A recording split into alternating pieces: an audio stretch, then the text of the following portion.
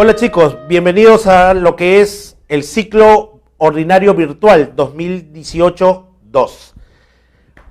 Lo que es el curso de economía les da la bienvenida y estoy aquí para todas las preguntas y consultas necesarias y ayudarlos con todo lo que es el concepto, teoría y todas las dudas que tengan respecto al curso y todas las herramientas necesarias para su camino hacia el ingreso a San Marcos. Bienvenidos. Comencemos. Semana 1. Economía. ¿Qué es la economía? La economía, propiamente dicha, tiene muchas definiciones, pero entendamos una cosa que los maestros, los grandes maestros lo plantean así. ¿Por qué estudiar economía, muchachos? La economía no solamente es una ciencia básica, importante en las ciencias humanas. La economía les va a servir toda una vida. Desde el momento que ustedes compran un producto, toman un autobús, un servicio, algo, la economía está presente. Desde el momento, chicos, simple, desde el momento que ustedes pidieron una propina, ¿no? El dinero para su pasaje, ya están haciendo economía, están buscando recursos. Y la otra razón importante, ¿ya?, es que con estos conceptos ustedes van a ingresar a San Marcos, con la suma de todo el conocimiento que a través de estas sesiones virtuales ofrecemos a ustedes. Muy bien, aclarado eso, podemos comenzar con la etimología de economía. Oikos y nomos onemen. Oikos, ¿ya?, significa casa, hogar, hacienda, y nomos onemen, gobernar, administrar, gerenciar. ¿Qué significa esto? Sí, obviamente en nuestra casa, en nuestro hogar, hablamos de gobernar, administrar, ¿no?, los recursos, pero vayamos más allá. Este día comienza, por la misma palabra griega, ¿no?, de oikos eneme, comienza en la Grecia antigua. Y la casa hogar, donde se ve esto, son las haciendas de los, digamos, de la nobleza griega. Y esas haciendas tenían varias hectáreas de cultivo, otras decenas de hectáreas de ganadería, tenían cientos de esclavos, tenían trabajadores a su cargo, era un país en chico, ¿no? Entonces lo que vieron como algo particular es que casi más del 90% de los recursos, ¿ya?, y de la ganancia de estos recursos se lo quedaba la familia, los dueños de casa, los nobles, y el 10% de lo que quedaba se repartía entre todos los demás, los esclavos, los trabajadores. Entonces, ahí es donde se ve algo, lo anecdótico, lo especial de la economía, cómo esos pocos recursos eran administrados para alcanzar a un gran número de personas. Así comienza la economía. Y podemos hablar de muchas definiciones, pero hablemos de una definición muy particular y creo que enmarca todo el concepto de economía. Es la ciencia social que se ocupa de estudiar la forma en que la sociedad administra los recursos escasos frente a las necesidades ilimitadas. Puede haber otros conceptos, pero todo concepto de economía tiene que tener estas palabras claves. ¿Cuál es? ¿Ya? Es necesidades ilimitadas, recursos escasos y administrar o gerenciar. ¿Ya? El concepto de economía es la administración de los recursos escasos frente a estas necesidades ilimitadas. Y ahí podemos separar el objeto de estudio, la finalidad y el método de estudio. El objeto de estudio es abarcar los problemas relacionados con la producción y distribución de los bienes y servicios que se destinan a la satisfacción de estas necesidades humanas. ¿Ya? Entonces, el objeto de estudio es la producción y distribución de estos bienes y servicios para estas necesidades humanas. La finalidad de la economía es determinar, clasificar los fenómenos económicos y determinar estas leyes económicas que buscan la satisfacción de estas necesidades. Y el método de estudio es el inductivo y deductivo. Recuerden el inductivo de lo particular a lo general y el deductivo de lo general a lo particular. Además podemos hablar del método también de observación. Entonces ya tenemos un concepto de economía y podemos pasar a lo que es la evolución histórica del pensamiento económico. Un poco cómo ha ido evolucionando el pensamiento económico en la historia del ser humano. Muy bien, ya teniendo en claro el concepto de economía, su origen etimológico, el objeto de estudio, la finalidad y el método de estudio, podemos hablar ahora de la evolución histórica del pensamiento económico. Muy bien, podemos hablar primero de una separación, una línea de historia universal, donde podemos hablar de la antigua, media, moderna y contemporánea, y podemos hablar de una etapa precientífica y una etapa científica. La etapa científica comienza a partir de la escuela fisiócrata. ¿Por qué? Ahí se crean las primeras leyes económicas a través de la obra de Quesnay, que es Tabla Económica. Entonces, todo lo anterior simplemente eran opiniones económicas, era la etapa precientífica. Entonces, podemos hablar en la Edad Antigua de dos personajes importantes en la historia económica, que es Platón y Aristóteles.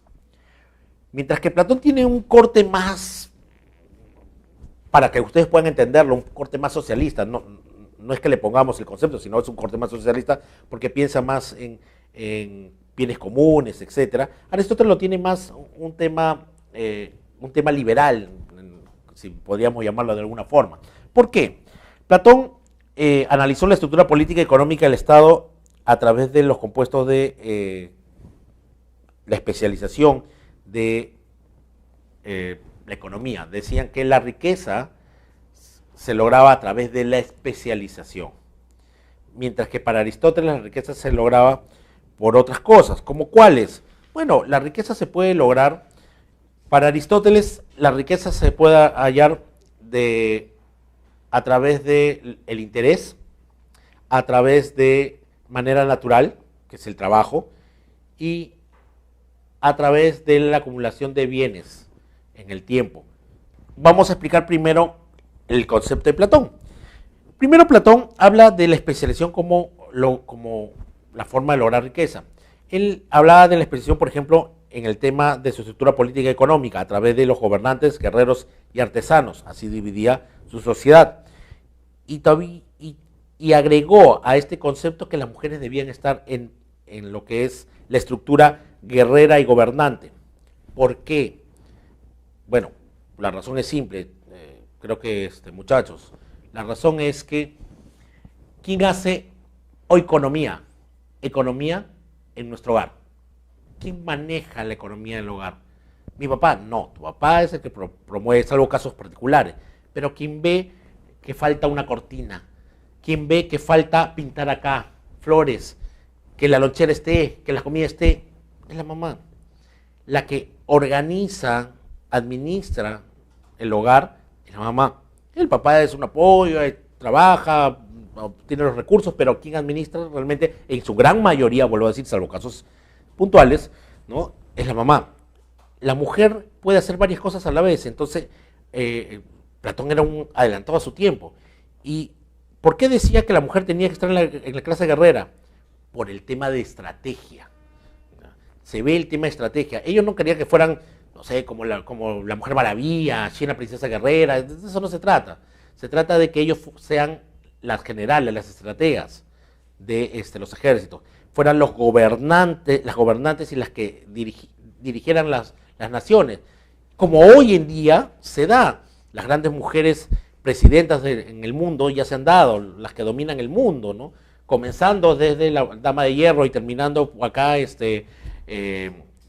con la Rousseau, o varias presidentas mujeres en Sudamérica, ¿no?, etcétera, etcétera. Entonces, sí tenía una posición de especialización. Además, decía que toda persona debía especializarse en lo que es bueno, y eso generaba riqueza.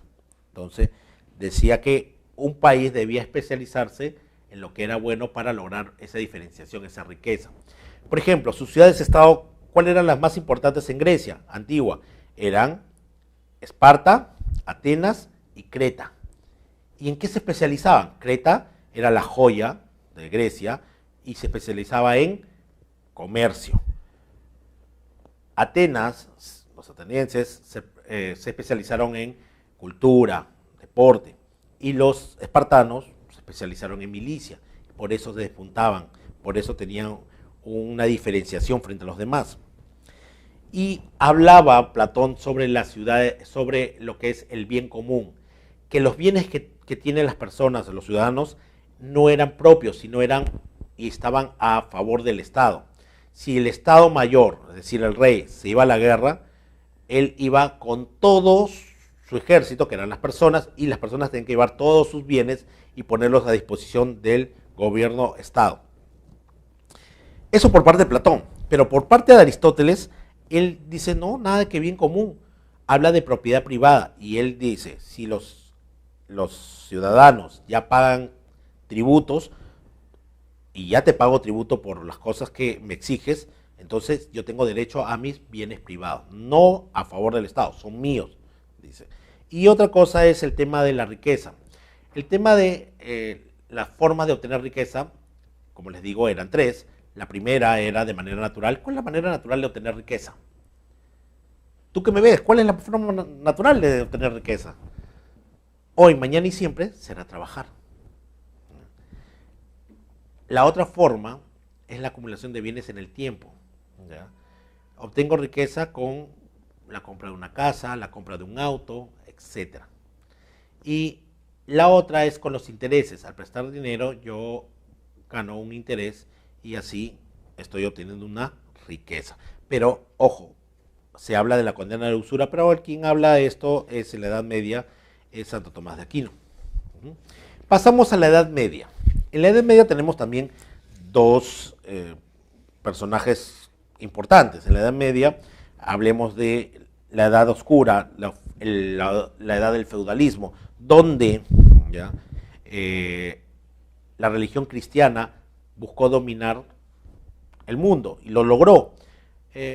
Miren, no tengo nada contra la religión cristiana, recuerden, las ideas no son malas, malas son las personas que pueden poner en práctica estas ideas. Entonces, si es así, en la Edad Media se retrocedió mucho, se controló las ciencias, se prohibió en muchos casos, se tenía temor a la iglesia, a ser excomulgado, el tema de su brazo opresor, que era la parte de algunas ramas de la iglesia. Ahora, y la otra parte es la ignorancia, ¿no? La ignorancia al prohibir las ciencias. Pero acá tenemos dos personas que hablaron un poco de economía. Por ejemplo, es San Agustín, ¿ya? de Hipona. San Agustín de Hipona era seguidor del pensamiento platónico. San Agustín de Hipona habla del bien común. Sí, otra vez toca el tema del bien común, pero ya no es el bien común al Estado superior, sino habla del bien común hacia la religión cristiana. Es decir, dice, sí, hay dos partes del ser humano, ¿no? El cuerpo y el alma. En los temas del alma y las necesidades del alma no te preocupes, Dios lo va a resolver y te va a apoyar. Pero en el tema del cuerpo sí busca todos los bienes y servicios que necesites para satisfacer esa necesidad. Pero a la hora que tú mueras, esos bienes son comunes, pero no comunes al Estado Mayor, sino a la Iglesia. Eso es lo que propone San Agustín. Mientras que Santo Tomás de Aquino, que sigue las ideas aristotélicas, dice y habla sobre el justiprecio, ¿ya? y sobre condenar la usura. Dice, y es verdad, pues, un poblador cuando va a pedir el apoyo, estar cobijado por un señor feudal, el señor feudal le exige, ¿ya? lealtad, le entrega un terreno, 1 hectárea, 2 hectáreas para que lo trabaje, con la condición de que el terreno es suyo y que solamente una parte de toda la producción, el 90% es para el señor feudal y el 10% es para que viva este ciudadano, este protegido, ¿no? Donde hay que entender que aparte de dar los tributos y todo lo que produzca ese terreno, hay que no solamente dar eso, sino que si se va a la guerra, es el siervo que va a la guerra por el señor feudal. Entonces, no es su siervo toda una vida. Y sus hijos al principio también eran siervos, pero algunos podían comprar su libertad o nacían bajo la libertad. Pero, ¿ya? Ahí viene el pero, ¿no les parece mucho por un préstamo? Porque lo que les daba el señor Figueroa a los siervos era un préstamo, les daba terrenos o dinero o semillas para que cultiven, pero al final, por ese préstamo, ¿qué daba a cambio? Una esclavitud, una servidumbre de por vida. ¿Eso les parece un precio justo? Si ahora viene Scotiabank, viene Interbank y les da un crédito hipotecario y el pago es ser su siervo, ser su sirviente toda una vida, ¿les parecería un precio justo? No, y tampoco lo era en esa época. Por eso, ¿no? Por eso se habla del justiprecio. Si tú das un préstamo, cobra lo justo, ¿no? Por ese préstamo, no cobres más. Pasamos a la Edad Moderna y de ahí a la Contemporánea, y la Edad Moderna se divide en varias escuelas, la Edad Moderna y Contemporánea. Hablamos primero de la escuela mercantilista. Esta escuela mercantilista, estamos hablando del descubrimiento de América para adelante, ¿ya?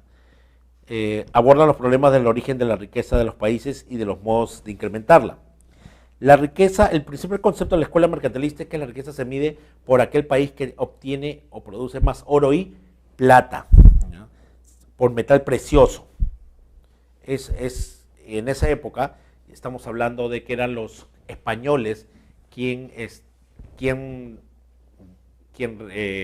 producía o tenía más oro y plata, debido al reparto de las colonias. Recuerden que en el reparto de las colonias fue España quien se quedó con las colonias más ricas. ¿Por qué? Se quedó con México, se quedó con Perú. La segunda monarquía que se vio beneficiada en este reparto de riqueza de las colonias fue Portugal, que se quedó con toda la parte de Brasil. Y de repente no tenía tanto oro y plata, pero sí metales preciosos como rubí y perlas. Y el tercero fue Inglaterra, ¿no? Inglaterra se quedó con la parte de Norteamérica, pero tenían bastante extensión, pero no tenía oro y plata, que era lo que se buscaba. Y Francia se quedó solamente con algunas islas. Entonces, acá tú ves que la riqueza se medía por quien tenía más oro y plata, y ese era España, además que controlaba el mercado interno. Recuerden que el mercantilista tiene instrumentos de protección mínima, pero tiene, donde el Estado controla, ¿ya?, el mercado de la exportación. Es decir, yo como España puedo venderte a ti todos los productos que yo tengo, y tú como otra monarquía puedes venderme todos los productos que yo no vendo. Pero si tú quieres venderme un producto que yo ya vendo, eso no te lo acepto, te prohíbo. Ahora, algunos representantes son Juan Bautista Colbert, Antonio de Montchatouin y Thomas Moon. Eso es con respecto a la escuela mercantilista, ¿no? Hablamos de una intervención indirecta, pero solamente al mercado interno, un proteccionismo al mercado interno de exportación, y estamos hablando de quién tenía más oro y plata, y decíamos que era España.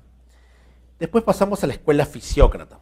Comenzando la escuela fisiócrata, recuerden que estamos hablando de la etapa científica, porque acá aparece la primera obra de leyes económicas, que era la tabla económica. Esta escuela fisiócrata, mientras que el mercantilismo surgió en España, la fisiócrata nace en Francia en el siglo XVIII, como oposición al mercantilismo, y plantea que la riqueza de un país se encuentra en el mayor aprovechamiento del factor tierra. Se convierte en la primera escuela de pensamiento en la economía, que combina el estudio de la economía y de la matemática. La palabra fisiócrata significa gobierno de la naturaleza. Ahora, ¿cuál es lo más importante? El tema más importante para los fisiócratas es esto de la escuela de producción crea un excedente, y es productiva aquellas industrias que producen más de lo que consumen en el proceso. Entonces, los fisiócratas hablan de que la riqueza se logra a través de quien tiene más terreno agrícola. Y esto se da porque ya mientras avanzaba el tiempo, que es 1756, estamos hablando de la caída de las colonias, y teniendo la caída de las colonias, Francia se preparó. ¿Quién vendió armas a todos los independentistas? Fue Francia, porque Los otros no podían venderle porque estaban amarrados, porque si le vendían estaban dando una mala señal a sus propios mercados internos, a sus propias colonias. Entonces, Francia no perdía nada, más bien equiparaba las cosas. Y cuando ya se sabía esto, él preparaba sus últimas fábricas para que produjeran eso que no se iba a producir no se iba a producir, ¿no?, dentro de esta forma de obtener riqueza. ¿Por qué? Francia se da cuenta que España había sido muy flojo y todos sus recursos salía de las colonias. Entonces, cuando se independizan las colonias, Francia, aparte de haberle ganado un montón vendiendo las armas, le dice a los que se quedaron sin sus colonias: oye, ¿quieres comida? ¿Quieres productos? Esas monarquías que habían perdido sus colonias, y las colonias esas monarquías decían sí. Entonces, si quieres sus productos o servicios que se da en el tema de fisiócrata, se logra riqueza a través de la tierra agrícola. ¿Qué significa? Preparó a toda su gente y les dijo a los representantes franceses: oigan franceses, todo aquel que tiene un terreno tiene que volverlo agrícola. Se darán los préstamos, se darán las semillas para que cultiven. Y ahí por ahí la gente decía: pero no es mucho lo que estamos haciendo para esto. Puede ser que sea una producción que está por encima del mercado interno, pero la producción de alimento era para venderle externamente a esas monarquías que habían perdido sus colonias y por ende su forma de resistencia. Ahora, ¿quién está como representante ahí? Quesnay, ya con su trabajo, tabla económica. Jacques Gournot, Vincent Cournay, ¿ya? Y él es célebre por la frase: dejar hacer, dejar pasar. La escuela clásica. La escuela clásica, que opera a finales del siglo XVIII, en un contexto donde se desarrolla la revolución industrial y el seguimiento del capitalismo con el nombre de la economía política, plantea una economía de libre comercio sin la intervención del Estado. Entonces, esto digamos, sucede en Reino Unido, ¿ya?, en Inglaterra, y se habla de una libre circulación del comercio sin la intervención del Estado, donde el trabajo es la fuente de riqueza, determinando el valor de uso, el valor de cambio, ¿ya?, y el grado de su productividad. En la escuela clásica, ¿ya?, que se da a fines del siglo XVIII, en un contexto de desarrollo de la revolución industrial, donde se habla de un libre comercio sin intervención del Estado, donde la riqueza se mide por quién tiene más industria, aquel país que tenga más industria es más rico, ¿ya?, y se ve un tema donde se distinguieron el valor de uso y el valor de cambio de los bienes, donde se habla Adam Smith habla de su mano invisible, que ningún elemento de la economía debe dominar el mercado, ni los clientes, porque van a querer que les cobren poco o nada y no da ganancia, ¿ya?, que sería el primero, ¿ya? El otro es el Estado no debe controlar nada. El otro elemento es que controle el mercado, mercados externos, tampoco es una solución. Entonces, lo que se busca es, de una manera clara, distinguir el valor de uso y el valor de cambio de estos bienes, y que el mercado se autorregule solo. Otro de los representantes, David Ricardo, con el tema de ventajas comparativas, Thomas Malthus y John Stuart Mill. Otra escuela es la escuela de la crítica de la economía política o clásica o marxista. Esta escuela surge a la crítica de la economía política inglesa. Se definía al sistema capitalista que concebía una sociedad basada en organización social, clases y que se encuentra en conflicto entre ellas. Esta situación impulsaba los cambios y revoluciones.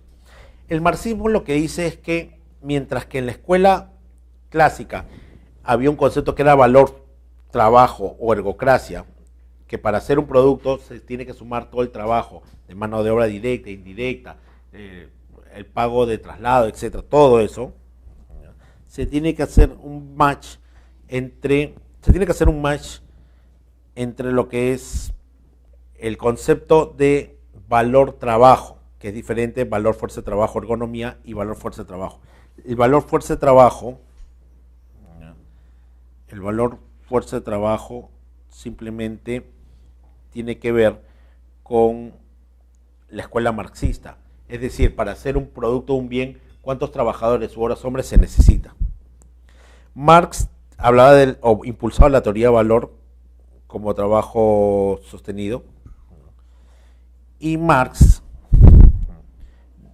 lo dijo claro: ¿quieres dejar de ser pobre? Tú que me escuchas, tú que me ves, ¿quieres la clave de dejar de ser pobre? No es sacarte la tinca, no es casarte con una millonaria. La forma de ser rico de un pobre es hacerse con los medios de producción. Porque todo rico en algún momento se hizo con los medios de producción. ¿Cómo así, profesor? ¿Cómo los medios de producción? Significa, en la fórmula de producción están lo que es naturaleza, trabajo, capital, tecnología y gestión empresarial o empresario o empresa. Entonces, lo que dice es, si tú solamente vas con tu fuerza de trabajo, solamente vas a recibir ese dinero por fuerza de trabajo toda tu vida hasta que puedas hacerlo, o no lo puedes hacer. Entonces, la idea es que con un poquito de ajustándote, tú vayas comprando los demás excedentes. ¿Qué significa? Una mejor computadora, un mejor Bluetooth, ¿no? Un mejor lapicero. Y con eso podemos entender un poco la diferencia entre Karl Marx o Carlos Marx, ¿no?, frente a lo que es la escuela de pensamiento marxista, ¿no?, que siempre está oponiéndose a la escuela clásica. Y frente a esto, a la escuela marxista, se le opone la escuela neoclásica o nueva clásica. Esta escuela neoclásica surge ante la discusión con la escuela socialista y para detener el liberalismo económico. La neoclásica o nueva clásica ve el tema de valor, mientras que en la en la escuela clásica hablamos que el valor lo ponía, por ejemplo, el valor lo ponía en la escuela mercantilista, el valor de cuánto oro y plata tienes. En los fisiócratas, el valor más importante, o el valor se ve medido por cuántos terrenos tienes. En la escuela clásica, el valor se ve medido por todo lo que usas para producir. En la escuela marxista, el valor se ve medido por la fuerza de trabajo. Y en la escuela neoclásica, el valor se ve a través con la comparación de pensiones realizadas en los años 60 o 70 y que no pudieron ser, no pudieron o no pusieron más énfasis en ese dinero. Mientras que la marxista era una crítica de la clásica, la neoclásica era una crítica a la marxista y retomaba muchas cosas, ¿ya? Ahí el representante está Menger, León Waltras, Wilfredo Pareto, Alfred Marshall. Entonces la neoclásica les decía que se centraba en el valor subjetivo, es decir, el valor ya no lo pone, como en la escuela clásica, el valor ya no lo pone en la empresa. En este caso, la neoclásica, el valor lo pone el cliente. Y en tres escuelas, Lausana, Cambridge y Viena, al mismo tiempo se midió esto. Es decir, el valor se determinaba por, digamos, el valor se determinaba por la necesidad, la escasez, por la utilidad, ¿no?, por cuestiones subjetivas, ¿no? Y ahí tienes en la escuela keynesiana a John Maynard Keynes, que planteaba el nivel de demanda agregada determina la cantidad producida por la economía. Entonces, para que exista una demanda efectiva sobre lo que se tiene que mantener a nivel de empleo y el nivel de inversión, también aborda los estudios de mercados donde, John Maynard Keynes, dentro de la escuela keynesiana plantea la intervención directa del Estado. Ese es el concepto principal. ¿Por qué? Recuerden que la escuela de Keynes nace a través de lo que es el Jueves Negro. ¿Qué significa el Jueves Negro? Significa la depresión y la caída de Wall Street. Uno de los momentos en la historia de la economía estadounidense más bajos, donde muchas personas murieron o perdieron su trabajo o perdieron la vida por que perdieron todo con la crisis del 29, Jueves Negro. Y John Maynard Keynes plantea que esto nunca más debe pasar. Y esto no pasa porque el Estado debe intervenir directamente, ¿ya?, en la economía. Mientras que la keynesiana criticaba que lo que había pasado en el crack del 29, había criticado la depresión del 29 en Estados Unidos y que esto debió de ser manejado por el Estado y que esto, para no volver a pasar, el Estado controlaba todo. Lo que por ejemplo, en la clásica decía Adam Smith que nadie debía controlar el mercado, lo de la mano invisible. Acá Keynes sí, mientras todas las demás escuelas dicen que no, salvo la mercantilista, que se controla una parte del mercado de lo que es protección del mercado interno, pero todos los demás dicen dejar hacer, dejar pasar y que el mercado se autorregule solo. Los keynesianos no, dicen que hay que controlar el mercado. Pero ¿quién sale al frente a criticar esto? Son los monetaristas. Los monetaristas dicen: Keynes, bueno, deja de fumar eso porque está mal. El Estado nunca debe controlar, es un mal administrador. Y Milton Friedman a la cabeza dice que para controlar, que no vuelva a pasar lo de la depresión, hay que poner énfasis en lo que es el dinero, el debate económico del dinero, en lo que es la oferta monetaria, la demanda de dinero, ¿no?, la capacidad para fijar oferta y demanda, la inversión, buscar inversión del Estado e inversión privada también. Habla sobre lo que es controlar la inflación y la tributación. Y con esto vemos lo que es la evolución histórica del pensamiento económico y pasamos al siguiente concepto. Hablemos de la división de la economía. La economía ha desarrollado una serie de conocimientos para explicar el comportamiento de las empresas y las familias. Lo que nosotros llamaremos unidades de consumo, unidades de producción. Las unidades de producción son las empresas, las unidades de consumo son las familias. Para ver una mejor comprensión del desarrollo de esta relación y este comportamiento entre ellos, podemos dividir a la economía en economía positiva y economía normativa. La economía positiva trata de conocer y describir la realidad tal como es, sin la intervención de juicios de valor o consideraciones morales. Se refiere a los hechos, es decir, lo que es, cómo es la economía, cómo se comporta. Una de las cosas de la economía es que existe la pobreza. Y la gente podría decir: no es bueno la pobreza. Sí, pero vuelvo a decir, no es un tema subjetivo. La pobreza es parte del desarrollo de una economía. No hay economía sin tener personas que tienen muchos recursos y otras personas que tienen pocos recursos. Es la economía tal cual es. No hay una economía en el mundo donde no haya esta diferenciación de gente que tiene mucho y gente que tiene poco, ¿no? Es parte de la naturaleza humana y es la economía tal cual es, ¿no?, sin juicios de valor. Mientras que la economía normativa propone la dirección que debe modificar la realidad, o sea, propone cómo debería ser la realidad y los medios para intervenir sobre ella. Se ocupa sobre los juicios de valor sobre el estado de las cosas, lo que debería ser. Acá viene ya el rol, por ejemplo, del Estado de repartir más equitativamente las riquezas. Claro, sabemos que hay gente que tiene mucho y gente que tiene poco, ¿ya? Eso es tal cual es, positiva. La normativa es que el Estado cumple un rol de tratar de que esa brecha no sea tan ancha y busca cambiar esta realidad. Mientras que ya está claro lo que es economía positiva y normativa, hablemos de la economía positiva. Se divide en economía descriptiva y teoría económica. La economía descriptiva tiene por objeto observar y describir las actividades económicas. Solamente observar lo que ve en la economía, cómo sucede, y describirla, sin juicio de valor, porque es parte de la economía positiva. Mientras que la teoría económica son ese conjunto de principios y leyes, teorías y modelos que permite describir y explicar y predecir estos fenómenos económicos. O sea, de una u otra manera, recuerden que las leyes son las que se repiten siempre, salvo algunas excepciones, y se apoya esta teoría económica en la información que proporciona la economía descriptiva.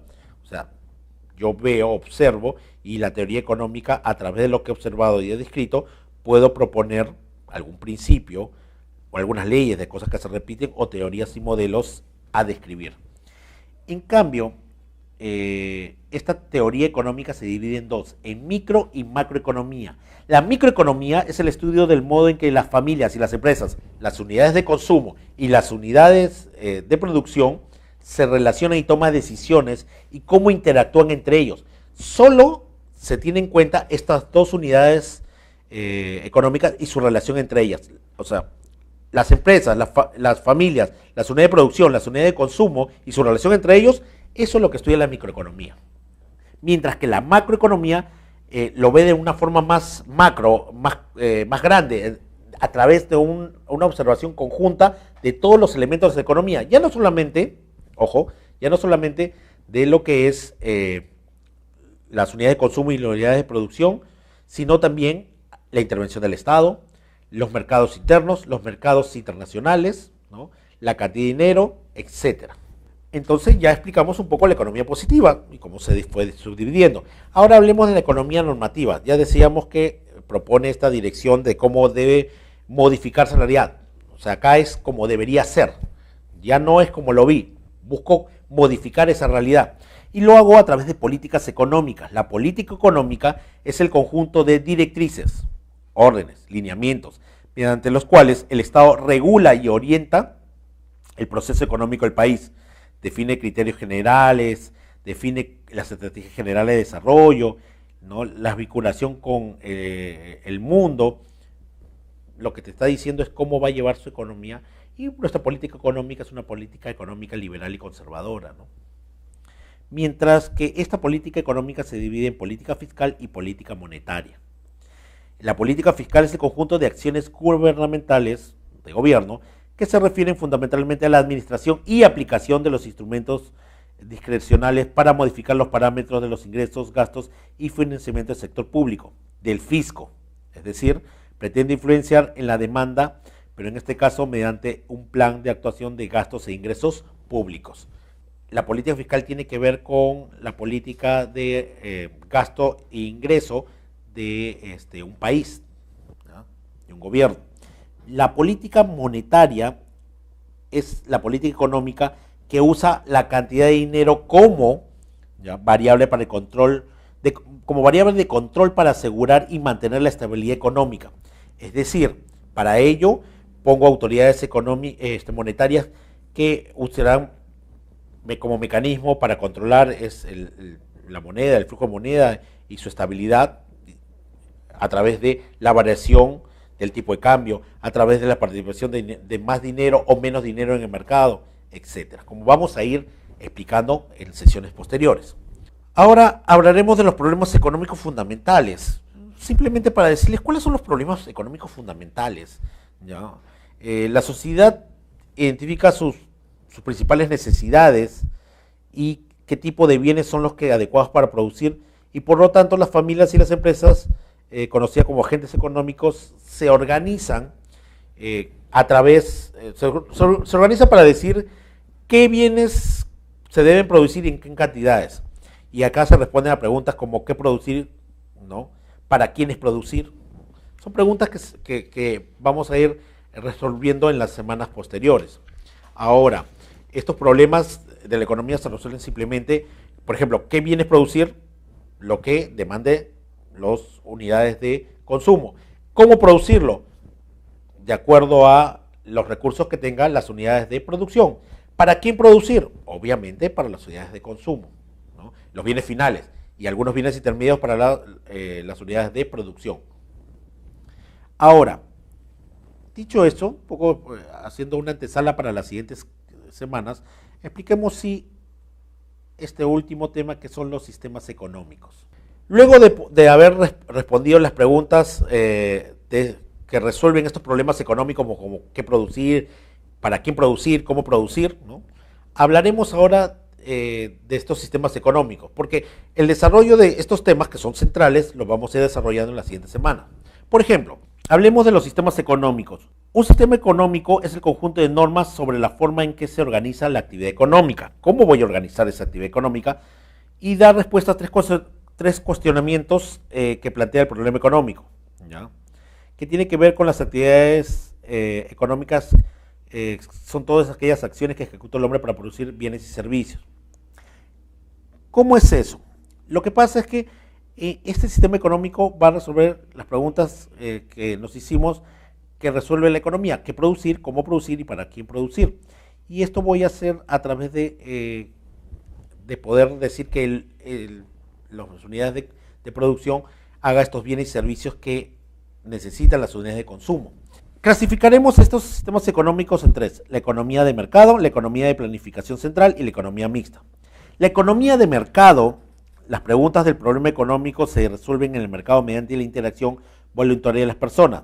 Las familias son libres de elegir los bienes que comprarán según sus necesidades. Las empresas eligen los métodos de producción más eficientes.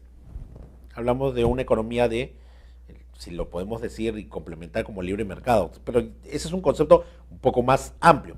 Acá simplemente las personas y las familias y las empresas deciden lo que van a producir de manera más eficiente y lo que necesitan estas unidades de consumo.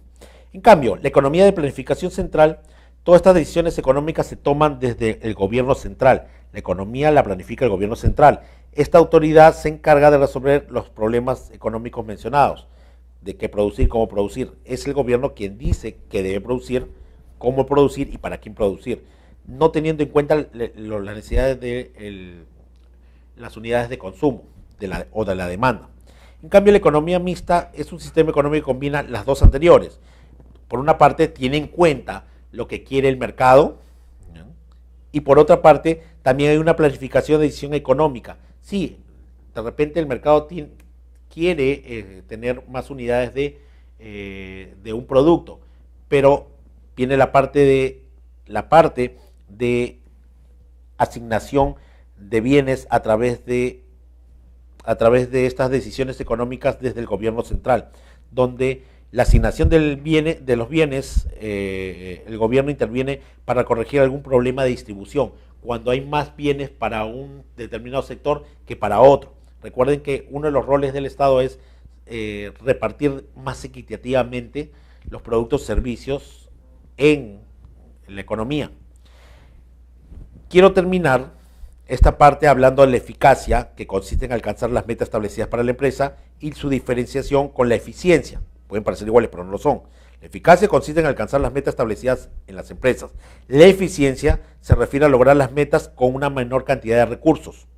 Hay gente que logra la eficacia, o sea, logra las metas, pero hay gente que logra la eficiencia, logra esas metas, pero con menos recursos.